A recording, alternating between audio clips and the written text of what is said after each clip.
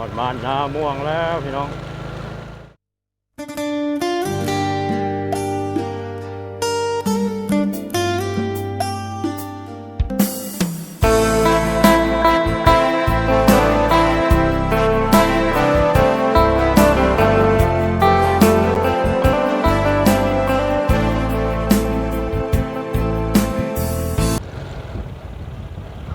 สบายดีพี่น้องหมดสู่คนเนาะตอนนี้มาสอนอยู่ระหว่างบ้านนาม่วงต่อใส่บ้านดงไพวันทีนี้ก็สิพาพี่น้องเลาะเที่ยวชนบทลาวคือเก่าเนาะสิพาส้มสวนอ้อยพี่น้องเอ้ยสวนยางพาราอยู่เขตนี้เนาะเมืองไชบุรีแขวงสวรรณเขตเป็นปลูกอ้อยปลูกยางพาราหลายแล้วพี่น้องเอ้ย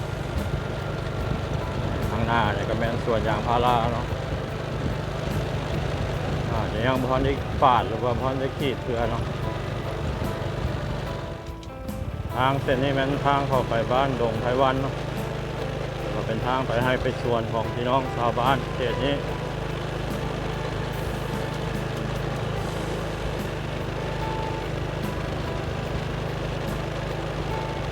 ตามรับชมเบิ่งบรรยากาศของกันเนาะพี่น้องว่าจะเป็นแนวใด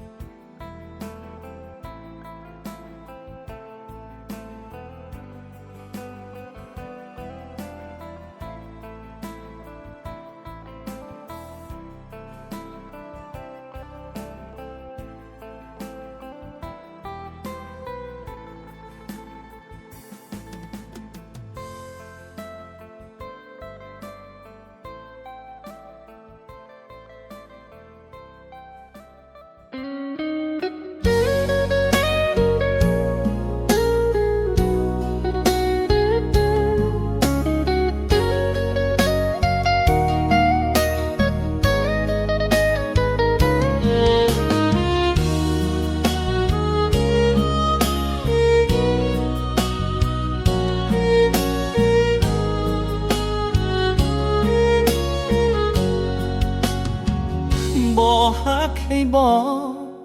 อย่าหลอกว่าเจ้ามีใจอย่ามีเยื่อใย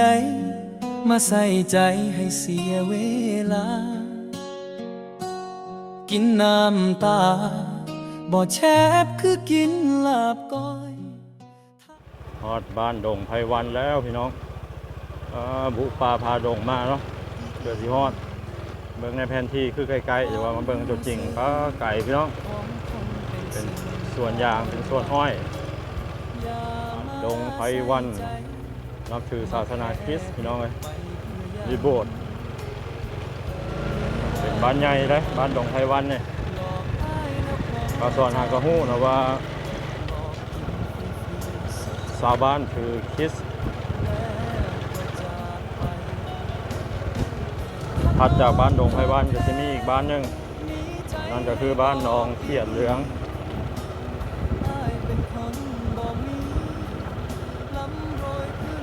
เมืองไซบุรีเนี่ยก็มีหลายบ้านอยู่ได้ถือศาสนาคริสต์จนตกใจพี่น้องเมื่อกี้ที่มาสอนที่รถผ่านปราซาเนาะปราซาของบ้านดงไพวันนี่แหละผมรู้ว่าปราซาเนาะเพิ่นเขาเจ้าเอาผ้าแพร่คลุมดิสังบูไว้อยู่ก็เห็นคลุมศพจนตกใจพอดีว่าบนปราซามันต้นไม้มันหลายเนาะมันมืดนะแต่มื้อนี้ฟ้ากับบดเนี่ยฝนตกแต่เช้าตอนนี้บางซอนกำลังออกไปบ้านนาม่วง จากนี้ไปหาบ้านนาม่วงกับโบไก่ประมาณ 2-3 กิโลเมตรไปทางใหญ่เนาะ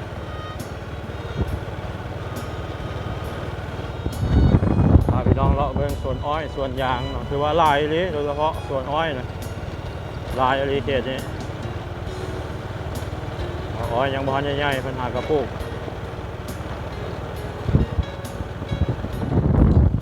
มาคนเดียวมันเปรี้ยวพี่น้องเลยเสี่ยวขนาด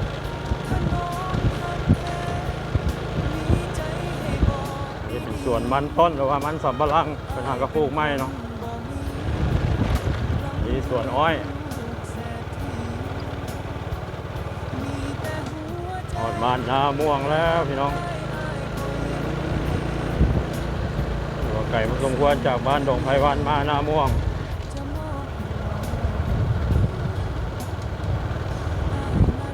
เป็นนาม่วงโซนนอกเนาะ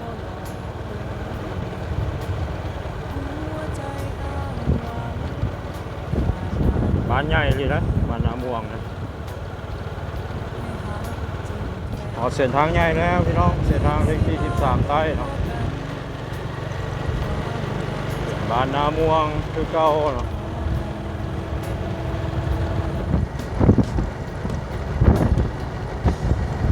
ไกลสิคำแล้วพี่น้องตะเวนตกดินเงียบห้อยนี่ก็เป็นชิปภาพบรรยากาศบ้านโซนพาพี่น้องเราเที่ยวโซนตำบลลาวเนาะพาเบิ่งสวนอ้อยอยู่เขตบ้านนาม่วงต่อใส่บ้านบ่แม่นอยู่บ้านดงไพวันเนาะพี่น้องแขวงไซบุรีแขวงสวรรณเขตมาฮอนี้ขออนุญาตปิดคลิปนี้ไว้ซ้ำนี้ก่อนเนาะพี่น้องคลิปหน้าพบกันใหม่ขอขอบใจทุกท่านที่เข้ามาติดตามรับชมเด้อสำหรับคลิปนี้สบายดี